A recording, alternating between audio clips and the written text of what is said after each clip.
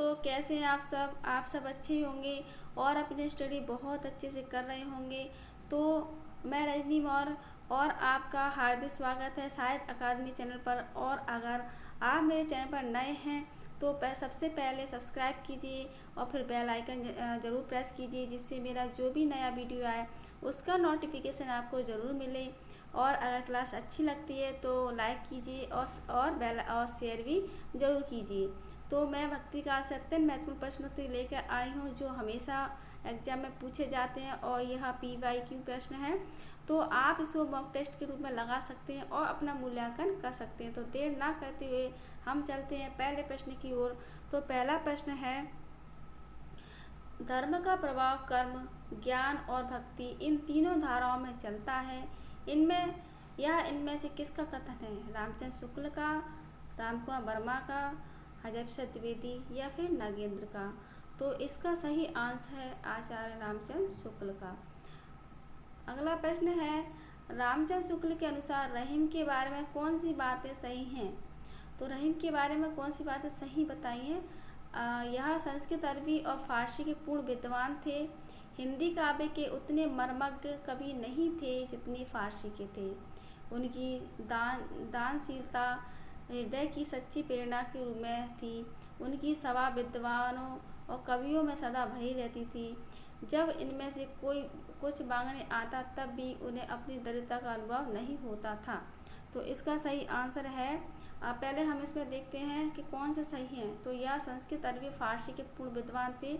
तो यह ऑप्शन सही है पहले तो ए ऑप्शन किस किस में? तो ये ऑप्शन सभी में है। और दूसरा प्रश्न है, हिंदी काव्य के उतने मर्मज्ञ कवि नहीं थे जितने फारसी के थे। तो ये गलत है। तो ये बी इसमें कौन से बी है? तो ये बी इसमें, तो ये गलत हो जाएगा। बी इसमें तो ये गलत हो जाएगा। ठीक है, आप देखते हैं उनकी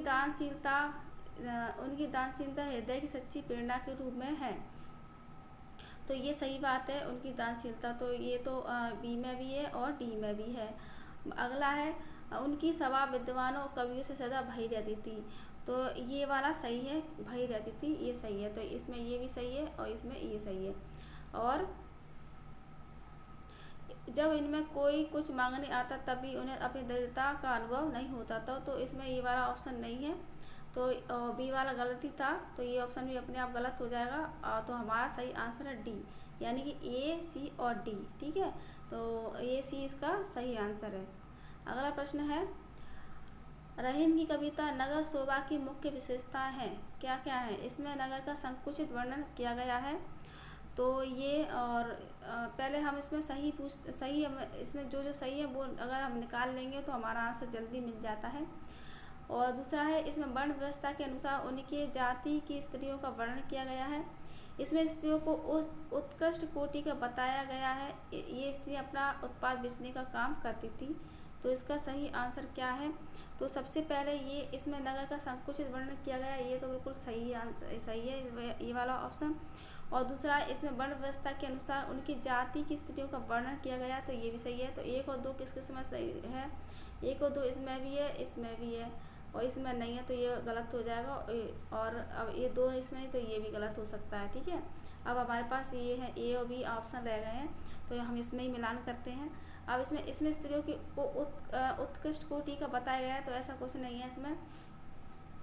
ये स्त्रियाँ तो तीसरा किस में है? इसमें, तो ये भी कट हो जाएगा। ठीक है, ये स्त्रियाँ अपना उत्पाद बेचने का काम करती, तो ये सही है, ये उत्पाद बेचती थी। तो इसमें कौन सा सही है? 1, 2 और चौथा ये वाला, यानी कि अर्थात ए ऑप्शन हमारा सही है। अगला है, कृपाराम द्वारा रचित नायिका वेद की सबसे पुरानी पुस्तक कौन सी है? हिततरंगिणी, श्रुति भूषण, उज्ज्वल नीलमणि या फिर कर्णाभरण? तो इसका सही आंसर है हिततरंगिणी, जो कि नायिका वेद की सबसे पुरानी पुस्तक है। अगला प्रश्न है, इनकी युक्तियाँ ऐसी लुभावनी हुई कि बिहारी आदि परवर्ती कवि भी उनमें से बहुतों का अपहरण करने का लोभ ना रोक सके। आचार्य शुक्ल की यह युक्ति किस कवि के विषय में है? तो तुलसीदास के, कबीरदास के, रहीमदास के या फिर वृंद के? तो इसका सही आंसर है रहीमदास। ठीक है, अगला प्रश्न है, भक्ति रसामृत सिंधु के रचयिता कौन है? तो कौन है? रामानंद, रामानुजाचार्य, विट्ठलनाथ या फिर रूप गोस्वामी। ठीक है, तो इसका सही आंसर है रूप गोस्वामी। अगला प्रश्न है, जिस प्रकार मीराबाई ने जाके सिर मोर मुकुट मेरो पति सोई कहकर कृष्ण की भक्ति पति रूप में की, उसी प्रकार किस दक्षिण भारतीय भक्त कवयित्री ने कहा कि स्वामी कृष्ण के अतिरिक्त किसी और को अपना पति नहीं बना सकती? तो किसने कहा था ऐसा? अक्क महादेवी ने, अंदाल ने, बेड़ाबाई ने या फिर सैजोबाई ने? तो ये कहा था आंडाल ने, इसको आंडाल भी बोलते हैं। ठीक है, अगला प्रश्न है, निम्नलिखित में से विष्णु संप्रदाय को किस संज्ञा से भी अभिहित किया जाता है? तो किस संज्ञा से किया जाता है? चैतन्य संप्रदाय से, रुद्र संप्रदाय से, शक्ति संप्रदाय से या फिर पुष्टि संप्रदाय से? तो कहा जाता है रुद्र संप्रदाय से। अगला प्रश्न है, मान सहित विष खाए के शंभु भये जगदीश, बिना मान अमृत पिए राहु कटायो शीश। ये पंक्तियाँ इनमें से किस कवि की हैं? रहमदास की, कृपाराम की, कबीर की या फिर बिहारी की? तो इसका सही आंसर है कबीर की। अगला प्रश्न है, तुलसी के वचनों के समान रहीम के वचन भी हिंदी भाषी भूभाग में सर्वसाधारण के मुंह पर रहते हैं, यह कथन किसका है? ये शुक्ल, आचार्य रामचंद्र शुक्ल नगेंद्र का, आचार्य रामचंद्र शुक्ल का, बच्चन सिंह का या फिर नंदलाल वाजपेयी का? तो ये कथन है आचार्य रामचंद्र शुक्ल का। अगला कथन है, कवित कहो दोहा कहो, तुलो न चप्पे छंद, वृक्षो यही विचार की यह बके रसकंद।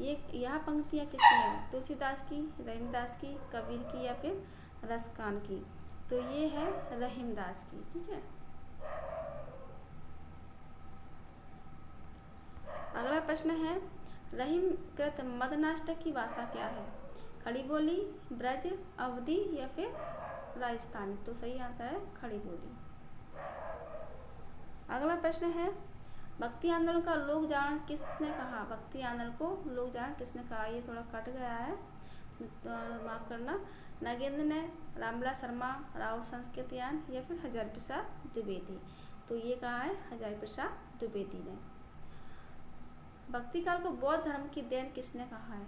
हजारी प्रसाद द्विवेदी ने, जॉर्ज ग्रियर्सन ने, धीरेन्द्र वर्मा ने या फिर रामचंद्र शुक्ल ने? तो ये कहा है हजारी प्रसाद द्विवेदी ने। जॉर्ज ग्रियर्सन ने तो ईसाई का बताया है। ठीक है, लिखना नहीं आ रहा इसमें।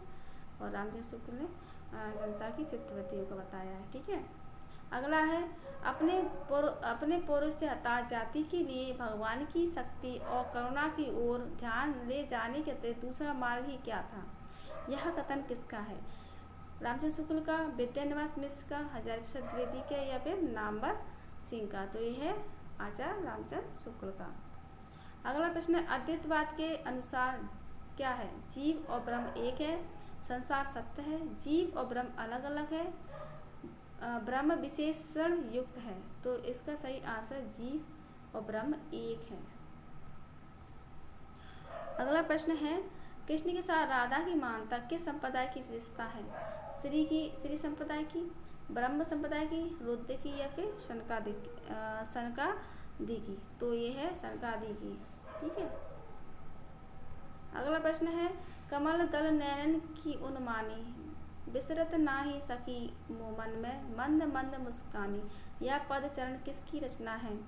तो यह है तुलसीदास, मीराबाई, रहीम या फिर रस खान? तो ये है रस खान की।